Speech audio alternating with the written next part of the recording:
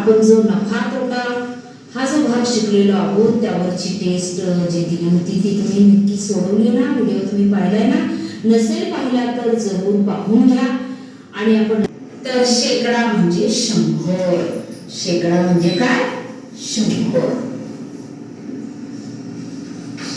मग शेकडा आपण व्यवहारामध्ये ऐकलेलं असतं की 50% गुण मिळाले, 80% गुण मिळाले, 90% गुण मिळाले.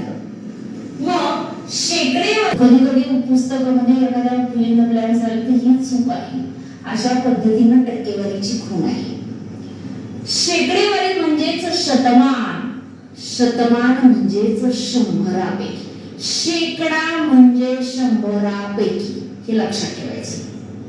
शेकडा 50 गुण मिळाले म्हणजे 100पैकी 50 मिळाले. शेकडा 80 गुण अंक आहे. आता बघा 80% म्हणजेच 100पैकी 80 झाला का पूर्णांक. 29% म्हणजेच 100पैकी 29 झाला का पूर्णांक. म्हणजे शतमान